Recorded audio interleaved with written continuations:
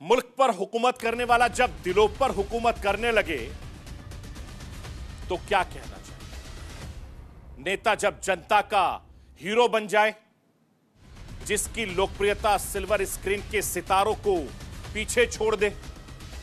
73 साल की उम्र में यह जोश, ये जुनून, ये जज्बा और ये फिटनेस, इतनी यात्राएं, इतनी भागदौड़, बिना रुके बिना थके आगे बढ़ते का रहने का नाम है नरेंद्र मोदी। पीएम मोदी पिछले 23 साल से भी ज्यादा वक्त से सत्ता में काबिज है। करीब 13 साल गुजरात के मुख्यमंत्री के तौर पर, 10 साल प्रधानमंत्री के तौर पर, अब यह पीएम का तीसरी पारी है। इस बार पिछले 2 बार के मुकाबले नंबर जरूर कम है, लेकिन मोदी के हौसले पहले से ज्यादा बुलंद हैं। इस लोकसभा चुनाव में बीजेपी बहुमत के आंकड़े से 32 सीटें दूर रह गई। बीजेपी को 240 सीटें मिल पाई थी। मैं आपको यह बताना चाहता हूं कि साल 2014 में बीजेपी को केवल 282 सीटें मिली थी। साल 2019 में भारतीय जनता पार्टी अकेले 303 सीटों पर जीत दर्ज की थी। 2024 में बीजेपी 240 सीटें जीत पाई थी। लेकिन इंडिया गठबंधन वाले कह रहे हैं कि भारतीय जनता पार्टी की 240 सीटें आने का मतलब है प्रधानमंत्री नरेंद्र मोदी और अमित शाह की हार हुई है।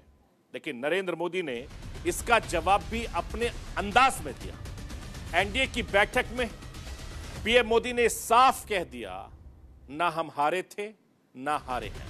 मैं राष्ट्र की आवाज के जरिए आपको राहुल गांधी का वो बयान सुनवाना चाहता हूं जिसमें चुनाव नतीजे आने के बाद राहुल गांधी ने क्या कुछ कहा है, सुन लीजिए। और देश ने नरेंद्र मोदी जी को साफ कह दिया है कि हम आपको नहीं चाहते हैं। And this is the main thing that this election has said. The country has unanimously and clearly stated, we do not want Mr. Narendra Modi and Mr. Amit Shah to be involved in the running of this country. We do not like the way they have run this country. We do not appreciate the way they have attacked the constitution. We do not appreciate the way they have run this country for the last 10 years. आप किसी भी बालक को पूछो कि भाई लोकसभा के चुनाव के पहले सरकार किसकी थी, तो कहेगा एनडीए। 24 के नतीजों के बाद सरकार किसकी बनी, एनडीए। तो हारे कहां से भाई? पहले भी एनडीए थी, आज भी एनडीए और कल भी एनडीए है।